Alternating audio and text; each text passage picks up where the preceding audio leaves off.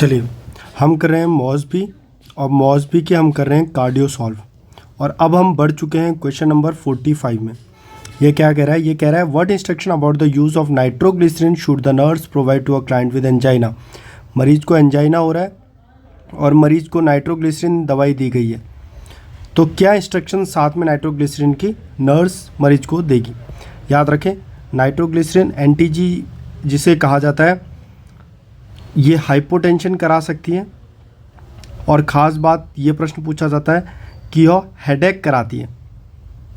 इसीलिए जब भी किसी व्यक्ति को नाइट्रोग्लिसरीन दिया जाता है उसको साथ में एस्पिरिन भी दी जाती है, क्योंकि हमें पता है कि इसका साइड इफ़ेक्ट होता है हेडेक। तो ये प्रश्न काफ़ी बार पूछा गया है कि नाइट्रोग्लिसरीन के साथ क्या देंगे? एस्पिरिन, क्योंकि ये हेडेक करवाता है। चलिए दूसरा, हमेशा नाइट्रोग्लिसरीन क्या करता है? कोरोनरी वैसोडाइलेटर होता है। जब एंजाइना में हार्ट के पास प्रॉपर ब्लड नहीं पहुंच रहा होता है, उस कंडीशन में ये इसको नाइट्रोग्लिसरीन देने के बाद कैसा कर देता है? डायलेट कर देता है। इसके बारे में दो चीज़ें याद रखना, एक तो एस्पिरिन देते हैं और दूसरी चीज़ क्या याद रखनी है वो सुनिए। ये कह रहा है पहला option, identify when pain occurs, place 2 tablet under the tongue. जब दर्द हो तो नाइट्रोग्लिसरीन की 2 टैबलेट को जीभ के नीचे रख दे। बिल्कुल गलत है, 2 टैबलेट कभी भी नहीं रखनी होती है, 1 टैबलेट रखनी होती है। चलिए अगला, place 1 tablet under the tongue and swallow another when pain in tongue. एक को जीभ के नीचे रखें और एक को निगल जाए। बिल्कुल गलत। बच्चे याद रखना, नाइट्रोग्लिसरीन को हमेशा सबलिंगुअल यानी जीभ के नीचे रखा जाता है, सबलिंगुअली दिया जाता है। ये प्रश्न है। नाइट्रोग्लिसरीन के साथ हमेशा एस्पिरिन दोगे, नाइट्रोग्लिसरीन का साइड इफेक्ट हेडेक होता है। नाइट्रोग्लिसरीन सबलिंगुअल रूट से दी जाती है, ठीक है। उसके बाद पूछेगा नाइट्रोग्लिसरीन को बच्चे एक और बात याद रखना, हमेशा डार्क कंटेनर में रखते हैं। ये क्वेश्चन भी आता है, क्योंकि वो लाइट से सेंसिटिव होता है, फोटो सेंसिटिव होता है, इसलिए हमेशा डार्क कंटेनर में रखना होता है। अच्छा, इसको रिप्लेस करना होता है, इस दवाई को बदलना होता है हर 3 महीने में, क्योंकि उसके बाद ही ख़राब हो जाती हैं, अपनी पोटेंशियल खो देती हैं। तो 3 महीने में बदलना है, डार्क कंटेनर में रखना है, हेडेक हो सकता है, सबलिंगुअल जीभ के नीचे रख के ली जाती है और उसके साथ एस्पिरिन दिया जाता है। ये सारे प्रश्न यहाँ से याद रखिएगा। चलिए अब आगे बढ़ते हैं। ये कह रहा है कि एक को जीभ के नीचे रखें, एक को निकल जाए, तो गलत है। 4th देख लेते हैं, place 1 tablet under the tongue and when pain occurs use an additional tablet after attack to prevent. ये कह रहा है कि एक तो जीभ के नीचे रख लो टैबलेट जब दर्द हो, और दूसरा अपने पास रखो, जब अटैक आए तब लेना। गलत। कैसे ली जाती है वो सुनो, क्योंकि वहीं पे तो प्रश्न बनता है।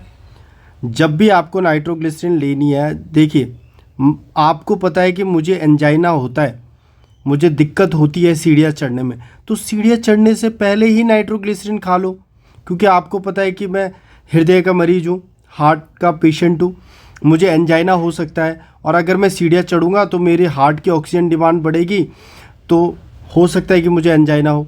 तो सीढ़ियाँ चढ़ने से पहले ही नाइट्रोग्लिसरीन खा लें। एक क्वेश्चन आता है कि एक क्लाइंट है, सेक्सुअल एक्टिविटी में वो पार्टिसिपेट करने जा रहा है अपने पार्टनर के साथ, तो उससे पहले ही नाइट्रोग्लिसरीन ले ली जाए। हमेशा कोई भी ऐसा काम जिससे हार्ट में लोड पड़ेगा, उससे पहले ही नाइट्रोग्लिसरीन ले लो। और नाइट्रोग्लिसरीन लेने का सबसे बढ़िया तरीका क्या है वो मैं आपको समझाता हूँ, याद रखना, आज के बाद मत भूलना। सबसे पहले 1 टैबलेट लो नाइट्रोग्लिसरीन की, फिर देखो दर्द ठीक हो रहा है या नहीं, आपको जो पेन हो रहा है छाती में वो ठीक हो रहा है या नहीं। अगर नहीं ठीक हो रहा है तो 5 मिनट बाद दूसरी टैबलेट लो, जीभ के नीचे रखो, फिर देखो कि आपका दर्द ठीक हो रहा है या नहीं। अगर नहीं ठीक हुआ तो फिर से इंतज़ार करो 5 मिनट और फिर से 1 टैबलेट लो। तो अब मुझे बताओ बच्चे, टोटल कितनी टैबलेट ले सकते हो? 1 2 3, 3 से ज़्यादा कभी भी नहीं लेंगे नाइट्रोग्लिसरीन। ज़्यादा से ज़्यादा आप 3 दवाइयाँ ले सकते हो नाइट्रोग्लिसरीन की, वो भी 5-5 मिनट के अंतराल में। अगर 3 के बाद भी आपका दर्द ठीक नहीं होता है तो आपको सीधा चले जाना है हॉस्पिटल, और ज़्यादा नाइट्रोग्लिसरीन नहीं लेनी है, हॉस्पिटल जाना है। तो आज के बाद ये क्वेश्चन याद रखिएगा, मैक्सिमम 3 गोली ले सकते हैं, 5 मिनट के अंतराल में लेते हैं, फिर भी ठीक नहीं होता तो हॉस्पिटल जाते हैं, दवाई को हर 3 महीने में रिप्लेस करते हैं, डार्क कंटेनर में रखते हैं, सबलिंगुअल जीभ के नीचे दी जाती है। हेडेक इसका कॉमन साइड इफ़ेक्ट होता है, इसीलिए एस्पिरिन साथ में दी जाती है, और यह हाइपोटेंशन करा सकता है, ठीक है। तो याद रखना है, सही आंसर क्या है? बिफोर फिजिकल एक्टिविटी 1 दवाई ले लें और रिपीट करें 5 मिनट में अगर पेन होता है तो। ये सही उत्तर है। चलिए आगे बढ़ते हैं। आगे हम क्वेश्चन नंबर 46 देख रहे हैं। जी कह रहा है which nursing action is most important when caring for a client with cardiac catheterisation. Cardiac catheterisation यानी कैथेटर डाला गया है हार्ट में। अब बच्चे सुनिए, हार्ट यहाँ पर है, इसके 4 लोब हैं, ये वो व्यक्ति है। तो बच्चे कैथेटर आप कहाँ कहाँ से डाल सकते हो, सुनो। या तो आप हाथ से कैथेटर डाल लीजिए ऐसे ब्रेकियल रूट से, इस तरीके से हार्ट में पहुंच जाइए, या फिर आप फीमोरल जाते हैं और उस तरीके से हार्ट में पहुंचते हैं, फीमोरल। तो बच्चे दोनों ही कंडीशन में जहां से भी, जिस जगह से भी आप कैथेटर को डालोगे, चाहे वो ब्रेकियल से हो चाहे वो फीमोरल से हो, जिस जगह से भी कैथेटर को आप डालोगे, एक बात याद रखना, उसका जो डिस्टल एंड है, जैसे पाँव के फीमोरल से डाला तो डिस्टल एंड यहाँ पर आता है ना, इस पल्स को नोट करना है। अगर आपने ब्रेकियल डाला तो इसके आगे हाथ है, तो यहाँ पर जो पल्स है उसको नोट करना है। ये क्वेश्चन बहुत बार आता है, डिस्टल पल्स को चेक करोगे हमेशा। क्यों? क्योंकि बच्चे आपने यहाँ से डाला है कैथेटर, अगर यहाँ से कैथेटर डालने के बाद यहाँ पर ब्लीडिंग हुई, अंदर यहाँ पर ब्लीडिंग हुई, तो ब्लीडिंग जब होगी तो यहाँ पल्स जो आएगी वो कम आएगी। और जैसे आप यहाँ पर हाथ रखोगे और आपको पल्स कम फील होगी, आप समझ जाओगे इसका मतलब अंदर क्या हो रही है, आपको लो पल्स फील होगी और रैपिड पल्स फील होगी। जब ब्लड वॉल्यूम कम होता है तो पल्स जल्दी जल्दी आती है ना, तो लो पल्स की वॉल्यूम का आपको कम फील होगी, जबकि रेट आपको रैपिड दिखेगा। आप हाथ लगाओगे देखोगे यार इसकी पल्स तो बहुत कम है, ठीक है ना, रेट बढ़ चुका है, पल्स जल्दी जल्दी आ रही है, लेकिन वॉल्यूम में वो क्या है, बहुत कम है। तो जब भी कैथेटर डाला जाए उसके दूर वाली जगह, डिस्टल साइड को देखना होता है हमेशा, किसके लिए, पल्स के लिए और कलर के लिए भी। 2 बातें याद रखना, आगे एक क्वेश्चन आएगा जब मैं आपको ये सॉल्व कराऊंगा। 2 बातें याद रखना, पल्स और कलर, 2 चीज़ें देखेंगे जिस जगह डाला है उसके डिस्टल एंड में, दूर वाली जगह में। तो अब ये क्वेश्चन पढ़ लो, कार्डियक कैथेटराइजेशन क्या हुआ है, तो क्या करेंगे, मोस्ट इंपॉर्टेंट, सबसे इंपॉर्टेंट क्या है, रेस्ट प्रोवाइड करेंगे, नहीं जी। एडमिनिस्टर ऑक्सीजन, नहीं जी। Assess the ECG for every 15 minute, भाई ईसीजी देखने की क्या ज़रूरत है, ऑक्सीजन की अभी कोई ज़रूरत नहीं है, रेस्ट देने की कोई ज़रूरत नहीं है। सबसे इंपॉर्टेंट पॉइंट यही है और यही पूछा जाता है एग्जाम में भी, आपको यही बताना है कि जिस जगह से डाला गया है उसके डिस्टल साइड की पल्स को चेक करें। Check a pulse distal to the insertion side, ये राइट आंसर है, ठीक है। बहुत सारे क्वेश्चन आते हैं इससे मिलते जुलते, आगे अभी और आएंगे, डिस्कस करेंगे। आगे बढ़ते हैं। अगला क्वेश्चन, क्वेश्चन नंबर 47 क्या कह रहा है, which is the common complication of MI. वैसे तो यहीं पर आपको उत्तर आ जाना चाहिए, रटा रटाया क्वेश्चन है ये। एमआई का सबसे कॉमन कॉम्प्लिकेशन क्या होता है, जब भी आप ये प्रश्न पढ़ो सीधा आंसर लिख देना, डिसरेथमिया। हार्ट अटैक आने के बाद इर्रेगुलर जो हार्ट बीट होती है, यानी इर्रेगुलर रिदम, डिसरेथमिया सबसे कॉमन कॉम्प्लिकेशन होता है एमआई का। ये आपको डायरेक्टली याद होना चाहिए। तो ये कह रहा है which among the following common complication of MI should the nurse monitor client in coronary care unit, answer जाएगा डिसरेथमिया, बात खत्म। और याद रखना, जब भी किसी व्यक्ति को एमआई यानी हार्ट अटैक आता है तो वो उसकी सडन डेथ हो सकती है 24 घंटे के अंदर, 24 आवर के अंदर उसकी मृत्यु हो सकती है सडन, और उसका जो कारण होता है वह भी डिसरेथमिया होता है, रिदम का डिसरप्ट होना, क्योंकि टिश्यूज़ को प्रॉपर अमाउंट में ऑक्सीजन नहीं मिल रही है, जिसकी वजह से जो इम्पल्स ट्रांसमिशन था उसमें भी दिक्कतें आती हैं, तो व्यक्ति को डिसरिथमिया होता है। तो आज के बाद जब भी आप पढ़ोगे कॉमन कॉम्प्लिकेशन ऑफ एमआई या फिर एमआई के बाद 24 घंटे के अंदर मृत्यु होने का सबसे बड़ा कारण सीधा डाल देना डिसरिथमियाज। चलिए आगे बढ़ते हैं। नेक्स्ट क्वेश्चन देख रहे हैं, क्वेश्चन नंबर 48। ये कह रहा है a nurse prepare for a client insertion of pulmonary artery catheter. Pulmonary artery में कैथेटर डाला गया है। इस तरीके से अगर आपको हार्ट का डायग्राम याद हो, right atrium, right ventricle, left atrium, left ventricle, तो राइट एट्रियम से जो निकलती है, राइट एट्रियम से जो निकलती है उसको हम कहते हैं पल्मोनरी आर्टरी, है ना। और पल्मोनरी वेन कहाँ से लाती है, ये लंग्स में लेके जाती है, और लंग्स से लेके जाती है उसको हम क्या कहते हैं, पल्मोनरी वेन। इतना समझ में आ गया। तो पल्मोनरी आर्टरी राइट वेंट्रिकल से निकल रही, तो पल्मोनरी जो ये पल्मोनरी आर्टरी कैथेटर होता है वो यहाँ से डालते हैं, इस तरीके से पल्मोनरी आर्टरी में डालते हैं, ठीक है, अब क्यों डालते हैं ये सुनो। ये क्वेश्चन में पूछ रहा है what information can be obtain from monitoring the pulmonary artery pressure. भाई इस पल्मोनरी आर्टरी का प्रेशर क्यों देख रहे हैं, इस पल्मोनरी आर्टरी का प्रेशर किस चीज़ को देखने के लिए देख रहे हैं, आज के बाद याद रखना। इस इमेज को देख लो, पहले इस इमेज को देख लो। ये कैथेटर डाला हुआ है, पहले ये राइट यहाँ पर था राइट एट्रियम, राइट एट्रियम से गया राइट वेंट्रिकल में, राइट वेंट्रिकल से गया पल्मोनरी आर्टरी में। भाई ये पल्मोनरी आर्टरी में इसको जो डाला जाता है ना, वो वेंट्रिकुलर यानी जो लेफ्ट वेंट्रिकल है उसका फंक्शन, ठीक है, लेफ्ट वेंट्रिकल का फंक्शन देखने के लिए पल्मोनरी आर्टरी कैथेटर डाला जाता है, जिसका दूसरा नाम होता है स्वान गेज कैथेटर। देखिए left ventricular functioning, left ventricular functioning. तो कभी भी आपसे पूछा जाएगा कि राइट एट्रियम से राइट वेंट्रिकल और उसके बाद पल्मोनरी आर्टरी में डाल दिया गया है पल्मोनरी आर्टरी कैथेटर, क्यों? लेफ्ट वेंट्रिकुलर की फंक्शनिंग को देखने के लिए डाला जाता है पल्मोनरी आर्टरी में।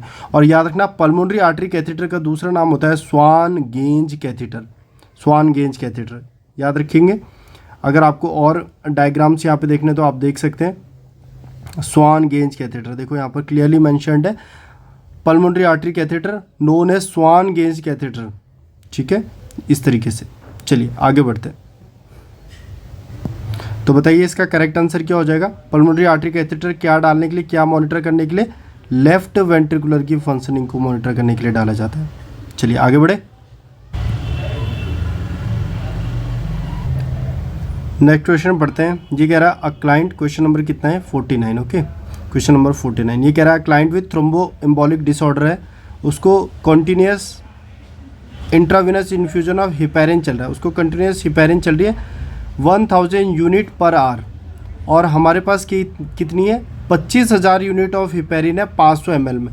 तो लास्ट में वही पूछ लेगा how many millilitre per hour should the nurse set at the rate, rate बताओ किस रेट से देगी। जाहिर सी बात है, बहुत ही आसान है बच्चे, देना कितना है। अच्छा अपना फॉर्मूला क्या है, डिज़ायर डोज कितनी है डिवाइडेड बाई अवेलेबल डोज कितनी है हमारे पास, और जो अवेलेबल डोज है वो कितने ml में घुली हुई है, सिंपल सा फॉर्मूला होता है। तो अब यहाँ पर बताओ, चलो बताओ डिज़ायर कितना है भाई 1000 देना है, अवेलेबल कितनी है भाई 25,000 यूनिट अवेलेबल है, और कितने में डिज़ोल्व्ड है वो भाई 500 ml में है। अगर आप देखोगे 0 से 0 कटा,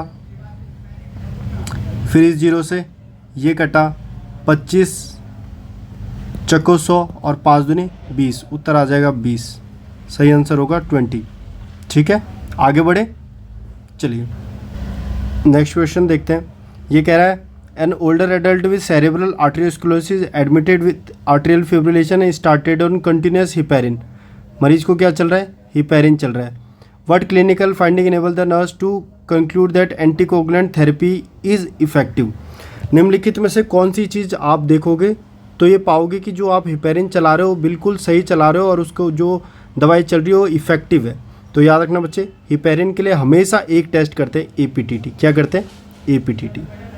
दो बातें ज़िंदगी में मत भूलना, एक हिपैट और एक भूलना वेप्ट, ये दो मत भूलना, हिपैट और वेप्ट। हिपैट मतलब हिपैरिन के लिए ज़िंदगी में याद रखना आप करोगे एपीटीटी टेस्ट, और वेप्ट मतलब वॉरफेरिन के लिए आप करोगे पीटी या फिर आईएनआर टेस्ट। ये दो चीज़ें मत भूलना, ये हर बार पूछी जाती है एग्जाम में, ठीक है। तो जैसे ही आप किसी मरीज़ को हिपैरिन दे रहे हो तो उस मरीज़ का जो एपीटीटी टाइम होता है ना नॉर्मल, अच्छा कमेंट्स में आप मुझे ये बताइए कि नॉर्मल एपीटीटी टाइम कितना होता है। जो मरीज़ का नॉर्मल एपीटीटी टाइम से ना वो 1.5 से 2 गुना, बच्चे याद रखना 1.5 to 2 गुना बढ़ जाएगा।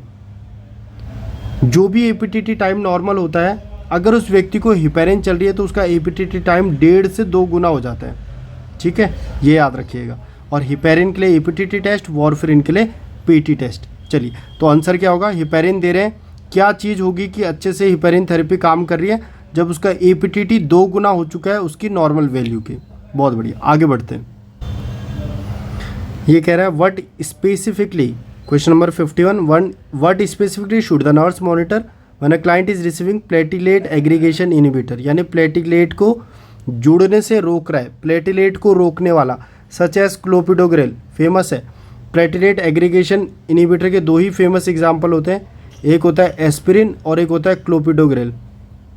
ये दोनों क्या करते हैं, प्लेटलेट को रोकते हैं। अब प्लेटलेट क्या करता है बच्चे, खून का थक्का बनने में मदद करता है, क्लॉट बनने में मदद करता है। अगर क्लॉट बनाता है प्लेटलेट, तो अगर ये क्लॉट बनाएगा तो ये ब्लीडिंग को क्या करेगा, रोकेगा, ब्लीडिंग नहीं होने देगा। लेकिन अगर मैं प्लेटलेट को इनहिबिट कर दूं ये दवाइयां देके, कौन सी दवाइयां, एस्पिरिन या क्लोपिडोग्रेल, जो प्लेटलेट के अगेंस्ट काम करती हैं, तो क्या ये थक्का बनने देगा, क्या ये क्लॉट बनने देगा, नहीं। और जब ये इसको इनहिबिट कर देगा, क्लॉट नहीं बनेगा, तो ब्लीडिंग के चांसेस बढ़ जाएंगे, ब्लीडिंग के चांसेस बढ़ जाएंगे।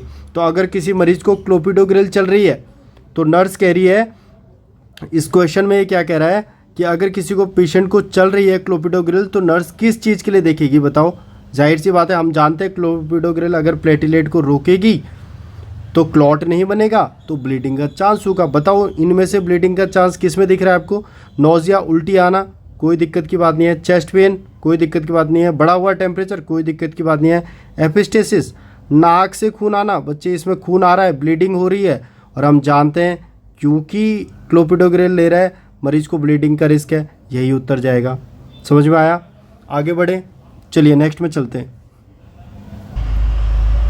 इजी क्वेश्चन है, क्वेश्चन नंबर 52। ये कह रहा है क्लाइंट को वॉरफेरिन चल रही है, receiving warfarin, which test result should the nurse use to determine if daily dose of anticoagulant is therapeutic. Warfarin चल रहे हैं, कौन सा टेस्ट करेंगे, सिंपल सा क्वेश्चन है।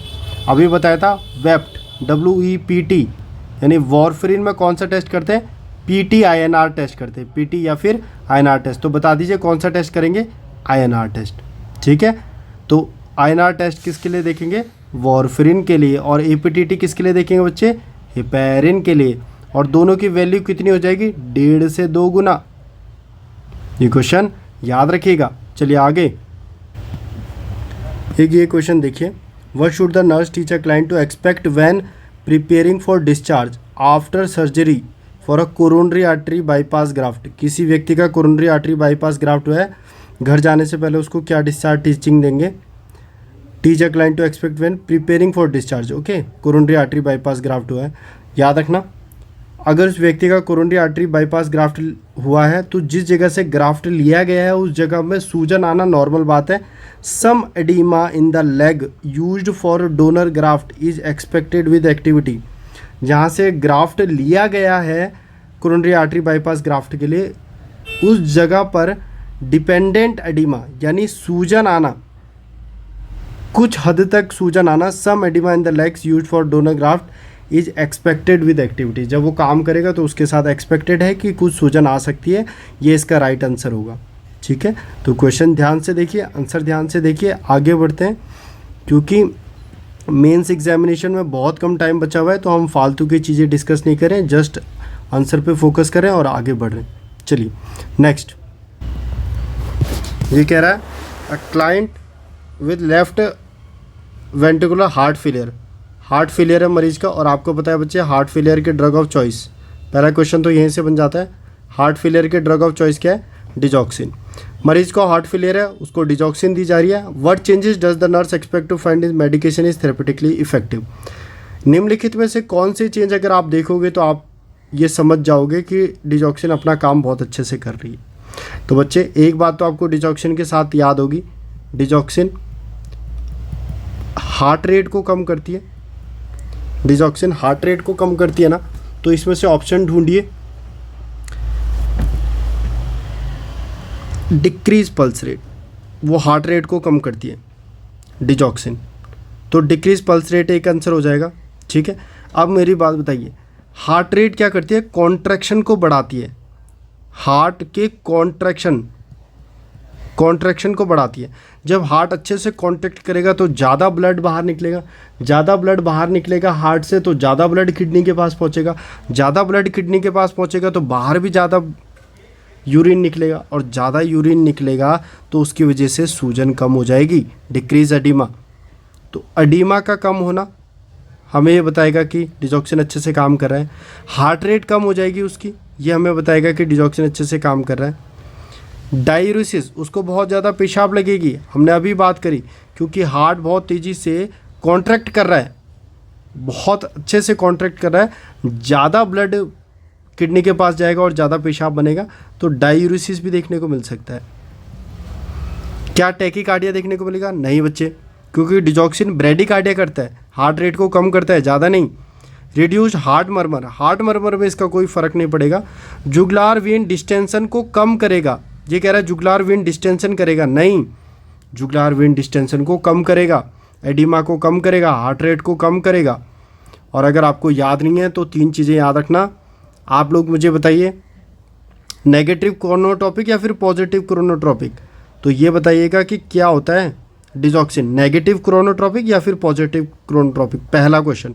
दूसरा ड्रोमोट्रॉपिक, ये भी बताइएगा नेगेटिव ड्रोमोट्रॉपिक होता है या पॉजिटिव ड्रोमोट्रॉपिक होता है, ठीक है, तो ये 2 चीज़ें बताइएगा। और आइनोट्रॉपिक भी बता ही दीजिएगा फिर, आइनोट्रॉपिक। तो ये 3 चीज़ें बताइएगा डिजॉक्सिन के बारे में मेरे को, कि नेगेटिव क्रोमोट्रॉपिक होता है या पॉजिटिव, नेगेटिव ड्रोमोट्रॉपिक होता है या पॉजिटिव ड्रोमोट्रॉपिक, और आइनोट्रॉपिक नेगेटिव होता है या पॉजिटिव। और बहुत अच्छा होगा अगर आप मुझे कमेंट्स में इनका मतलब भी बता देंगे, क्रोनोट्रॉपिक मतलब क्या होता है, ड्रोमोट्रॉपिक मतलब क्या होता है, और आइनोट्रॉपिक मतलब क्या होता है। चलिए ठीक है, आगे बढ़ते हैं। नेक्स्ट क्वेश्चन, क्वेश्चन नंबर 55, ये कह रहा है nurse identify sign of electrolyte depletion, शरीर में से इलेक्ट्रोलाइट बाहर जा रहे हैं in a client with heart failure के मरीज में, जिससे चल रही है बुमीटानाइड एंड डिजॉक्सिन। बच्चे याद रखना, अगर आपको पता नहीं है तो मैं बता दूं, बुटीनामाइड क्या है, बुमीटानाइड एक डायूरेटिक है, डायूरेटिक जो यानी कि जो डायूरेसिस कराता है, एंड डिजॉक्सिन भी मरीज को चल रही है। What does the nurse determine is the cause of depletion. अगर एक व्यक्ति को इलेक्ट्रोलाइट डिप्लीशन हो रहा है, इलेक्ट्रोलाइट की कमी हो रही है, जिसको हार्ट फेलियर है और उसको बुमीटानाइड और डिजॉक्सिन चल रही है, तो क्या कारण की वजह से उसको इलेक्ट्रोलाइट की कमी हो रही है, ये प्रश्न पूछ रहा है। तो बच्चे याद रखना, जब भी किसी व्यक्ति को डायूरेटिक्स चलती हैं उसकी वजह से क्या हो जाता है, यूरिन बढ़ जाता है, यानी उसमें आप देखोगे कि यूरिन प्रोडक्शन बढ़ गया है, और यूरिन के साथ साथ बॉडी में से क्या चले जाता है, बॉडी में से, क्योंकि वो लूप ऑफ हेनले पे एक्ट करता है, लूप ऑफ हेनले पे, तो बॉडी से सोडियम बाहर चले जाएगा, बॉडी से क्लोराइड बाहर चले जाएगा, बॉडी से पोटेशियम बाहर चले जाएगा। तो इसीलिए तो उस व्यक्ति को इलेक्ट्रोलाइट की कमी हो रही है, क्योंकि सोडियम, क्लोराइड, पोटेशियम सब बाहर जा रहा है, और सब यूरिन के साथ क्यों बाहर जा रहा है, क्योंकि यूरिन को बाहर करने का काम कौन कर रहा है, डायूरेटिक्स। तो आंसर क्या जाएगा, उसको इलेक्ट्रोलाइट डिप्लीशन क्यों हो रहा है बच्चे, डायूरेटिक थेरेपी की वजह से। इसीलिए करेक्ट आंसर जाएगा, डायूरेटिक थेरेपी की वजह से उसे इलेक्ट्रोलाइट की कमी देखने को मिल रही है। आगे बढ़े, चलिए नेक्स्ट क्वेश्चन देखते हैं। इस क्वेश्चन में हमसे क्या पूछ रहा है, ये पूछ रहा है client is in cardiogenic shock, मरीज कार्डियोजेनिक शॉक में है। कार्डियोजेनिक यानी बच्चे जो हार्ट है उसका काम था पंप करना, और पंप करके ब्लड को बाहर निकालना, जिससे हम कार्डियक आउटपुट बोलते हैं। ब्लड को बाहर निकालना हार्ट से पंप करके, किसका काम था, हार्ट का। कार्डियोजेनिक शॉक यानी कि अब हार्ट फेल हो चुका है, हार्ट अपना काम नहीं कर रहा है, हार्ट काम नहीं कर रहा है तो कार्डियक आउटपुट भी नहीं जा रहा है, ब्लड भी बाहर नहीं जा रहा है, इसे कहते हैं कार्डियोजेनिक शॉक। आप मुझे कमेंट्स में बताइए drug of choice of cardiogenic shock. Very good बच्चे, जल्दी बताओ कार्डियोजेनिक शॉक की ड्रग ऑफ चॉइस। तो इस क्वेश्चन में क्या पूछ रहा है, ये पूछ रहा है कि मरीज को कार्डियोजेनिक शॉक हो रहा है। What explanation of cardiogenic shock should the nurse include when responding to the family member question about the condition. मतलब क्या एक्सप्लेनेशन देगी कि क्यों कार्डियोजेनिक शॉक हो रहा है। ऑप्शन देख लो, यह एक इरिवर्सिबल फिनोमेना है, गलत बच्चे, ये तो ठीक हो सकता है। A failure of circulatory pump, यही तो आंसर है। सर्कुलेटरी पंप यानी हार्ट जो पंप करने वाला था वही फेल हो चुका है, इसी को कहते हैं cardiogenic shock, cardiogenic shock. Usually a fleeting reaction to tissue injury, गलत। Generally caused by decrease blood volume, नहीं, डिक्रीज ब्लड वॉल्यूम से तो कौन सा होगा, हेमरेजिक शॉक की वजह से होता है, जिसमें देखिए शॉक की कोई सी भी कंडीशन होगी उसमें कमी हो जाएगा, लेकिन हेमरेजिक शॉक में आप देखेंगे कि आपको ब्लड की कमी देखने को मिलेगी, ब्लड वॉल्यूम की कमी देखने को मिलेगी। तो सही उत्तर क्या जाएगा, B, failure of circulatory pump को ही क्या कहते हैं, कार्डियोजेनिक शॉक। फटाफट से मुझे ड्रग ऑफ चॉइस बता दीजिए कार्डियोजेनिक शॉक की। चलिए आगे बढ़ते हैं नेक्स्ट क्वेश्चन में। चलिए ये क्या कह रहा है, what clinical indicator is the nurse most likely to identify when completing a history and physical assessment of a client with complete heart block. मरीज में देखने को मिला है कंप्लीट हार्ट ब्लॉक, क्या ऐसे नोड से ट्रांसमिशन जा रहे होंगे ईवी नोड में? नहीं। जब इम्पल्स ही नहीं जा रहे हैं तो क्या हार्ट कॉन्ट्रैक्ट कर रहा होगा अच्छे से? नहीं। तो बच्चे जब ये कंप्लीट हार्ट ब्लॉक हो जाता है तो उस कंडीशन में क्या होता है, वेंट्रिकल्स खुद से क्या करते हैं, इम्पल्स जनरेट करते हैं और खुद से पंप होते हैं। लेकिन एक बात देखिए, कंप्लीटली हार्ट ब्लॉक है तो क्या उतना अच्छा कार्डियक आउटपुट आपको मिलेगा? क्या उतना ज़्यादा ब्लड जो पहले निकल रहा था हार्ट से वो निकलेगा? नहीं। और अगर उतना अच्छा ज़्यादा ब्लड या उतना अच्छा कार्डियक आउटपुट नहीं होगा तो क्या जो हमारा ब्रेन है, क्या हमारे ब्रेन पे ऑक्सीजन या ब्लड पहुंचेगी? नहीं। और जब हमारे ब्रेन को ऑक्सीजन या फिर ब्लड नहीं पहुंचेगा क्योंकि हमारा हार्ट ब्लॉक है, कंप्लीट हार्ट ब्लॉक देखने को मिल रहा है, तो मरीज में बेहोशी होगी क्योंकि ऑक्सीजन नहीं मिल रही है, ब्लड नहीं मिल रहा है ब्रेन को। तो इसीलिए यहाँ पर क्या देखने को मिलेगा, सिनकोप। तो ये क्या कह रहा है, कौन सा क्लिनिकल इंडिकेटर है जो बताता है मरीज का हिस्ट्री या फिजिकल असेसमेंट करने के बाद कि मरीज में कंप्लीट हार्ट ब्लॉक है? क्या हो सकता है मरीज में बेहोशी आ सकती है, सिनकोप, क्योंकि ब्रेन के पास नहीं पहुंच पा रहा है प्रॉपर ब्लड। चलिए सिंपल सा था, आगे बढ़ते हैं। Next question number 58। Question number 58 में क्या कह रहा है, वो कह रहा है a nurse in emergency department assign to care for 4 client. Nurse के पास 4 मरीज हैं जिनकी सीरियस हेल्थ प्रॉब्लम है। Which health problem should the nurse identify as the priority? चारों मरीज में से सबसे पहले किस मरीज को देखेगी नर्स? हेड इंजरी, हाँ भाई सीरियस बात तो है। फ्रैक्चर्ड फीमर, भाई सीरियस बात है। Ventricular fibrillation, penetrating abdominal wound, wound के अंदर कुछ एब्डोमिनल वुंड में पेनिट्रेटिंग इंजरी हुई है। तो याद रखना, बाप बड़ा ना भैया सबसे बड़ा रुपया। इसी तरीके से मेडिकल में कोई भी चीज़ बड़ी नहीं होती एक्सेप्ट कार्डियो में। खासकर याद रखिएगा, कार्डियो में 2 ही चीज़ों के चर्चे हैं। वो 2 चीज़ें कौन सी हैं? एक है वेंट्रिकुलर फिब्रिलेशन और एक है पल्सलेस वेंट्रिकुलर टैकीकार्डिया। ये 2 बड़े खतरनाक है बच्चे। पल्सलेस वेंट्रिकुलर टैकीकार्डिया अगर किसी मरीज को हो रहा है या फिर वेंट्रिकुलर फिब्रिलेशन हो रहा है तो वो बहुत खतरे की बात होती है। पहली प्रायोरिटी होती है इन मरीजों को देखना, वरना इनकी मृत्यु हो सकती है बहुत जल्दी। और इन दोनों ही कंडीशन में इतनी घातक होती है कि इन दोनों ही कंडीशन में जितनी जल्दी हो सके उतनी जल्दी दिया जाता है डिफिब्रिलेशन। इसलिए ये प्रश्न भी आता है कि किन 2 अवस्थाओं में, किन 2 कंडीशन में मरीज को डिफिब्रिलेशन दिया जाता है? वेंट्रिकुलर फिब्रिलेशन और पल्सलेस वेंट्रिकुलर टैकीकार्डिया में। तो एक क्वेश्चन तो ये बन गया और एक क्वेश्चन ये बन गया कि अगर कभी भी कोई मरीज वेंट्रिकुलर फिब्रिलेशन या पल्सलेस वेंट्रिकुलर टैकीकार्डिया के साथ आए तो सबसे पहले उसी मरीज को अटेम्प्ट करें। चलिए आगे बढ़ते हैं। क्वेश्चन में क्या पूछ रहा है, while pacemaker catheter is being inserted, pacemaker catheter डाला गया है, the client heart rate drops. Client का हार्ट रेट कम हो चुका है बच्चे, बहुत कम हो चुका है। तो 38 बीट पर मिनट, इतना कम हो चुका है heart rate. What medication should the nurse expect the health care provider to prescribe? अब क्लाइंट का हार्ट रेट बहुत कम हो गया है बच्चे। अब क्लाइंट के हार्ट रेट को बढ़ाने के लिए निम्नलिखित में से कौन सी दवाई दी जाएगी? ये तो बच्चे को पता है। आप कभी भी क्रैश कार्ड खोलते हो, कभी भी इमरजेंसी में आपने ड्रग ड्यूटी करी है, हर बच्चे को पता है कि एट्रोपिन सल्फेट हार्ट रेट को बढ़ाता है। और इस मरीज़ का हार्ट रेट कम हुआ है तो कौन सी दवाई दी जाएगी मरीज़ के हार्ट रेट को बढ़ाने के लिए? उत्तर जाएगा एट्रोपिन सल्फेट। ये बात याद रखना।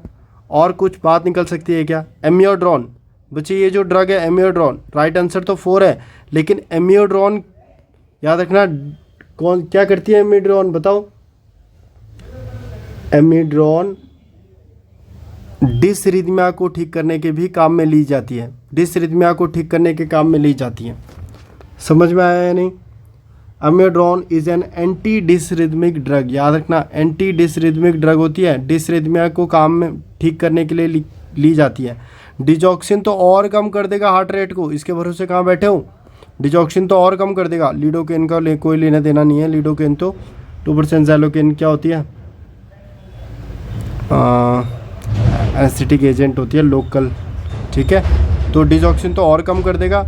एमिड्रोन तो एंटी डिसरिथमिया के लिए यूज़ करी जाती है, यानी डिसरिथमिया के लिए यूज़ करी जाती है। अगर उसका हार्ट रेट कम है तो उसको एट्रोपिन सल्फेट दो, वो बढ़ा देगी उसकी हार्ट रेट, क्योंकि एट्रोपिन जो होती है वो वेगस स्टिमुलेशन को ब्लॉक कर देती है। अगर आप और डीप में पढ़ेंगे तो वो वेगस स्टिमुलेशन को ब्लॉक कर देती है, ठीक है। चलिए आगे नेक्स्ट पढ़ते हैं। नेक्स्ट क्वेश्चन में ये कह रहा है client with bundle branch block, मरीज में बंडल ब्रांच ब्लॉक देखने को मिल रही है, कार्डियक मॉनिटर में उसको लगा रखा है। What ECG changes should the nurse identify on the client cardiac monitor. मेरी बात सुनो, इस तरीके से 2 एट्रियम होते हैं हमारे पास और इस तरीके से हमारे पास 2 वेंट्रिकल होते हैं, इतना आपको पता होगा। यहाँ पर एवी नोड होता है, ये एवी नोड कंडक्शन भेजता है इन वेंट्रिकल्स में। अब यहाँ पर बंडल ब्रांच ब्लॉक हो गया है, यानी कि यहाँ पर नहीं जा रहा है कंडक्शन, वेंट्रिकल्स पर नहीं जा रहा है कंडक्शन। अब मुझे बताइए, अगर एवी नोड से कंडक्शन वेंट्रिकल्स में नहीं जा रहा है तो क्या जैसे पहले ये जो वेंट्रिकल्स थे वो क्या होते थे, डीपोलराइज होते थे, है ना, या फिर जैसे वो ब्लड रिसीव करते थे, क्या उस तरीके से करेंगे? नहीं। तो मुझे बताइए वेंट्रिकल में कौन सी वेव बनती थी? पी वेव तो इन दोनों के लिए बनती थी, उसके बाद क्यू आर एस वेव किसके लिए बनती थी? वेंट्रिकुलर रीपोलराइजेशन के लिए। और फिर टी वेव किस लिए बनती थी? Ventricular depolarisation. तो यानी वेंट्रिकुलर रीपोलराइजेशन जब वो ब्लड रिसीव करता है उस समय पे बनती थी क्यू आर एस वेव। और अब क्योंकि एवी नोड से नीचे नहीं आ पा रहे हैं कंडक्शन, तो क्या वेंट्रिकुलर रीपोलराइजेशन में दिक्कतें आएंगी? जी आएंगी। तो क्या क्यू आर एस वेव में भी आपको कुछ देखने को मिलेगा क्या कार्डियक मॉनिटर में? जी हाँ, आप देखेंगे क्यू आर एस वेव वाइडन्ड हो चुकी है, इस तरीके से वाइडन्ड क्यू आर एस के वेव आपको देखने को मिलेगी।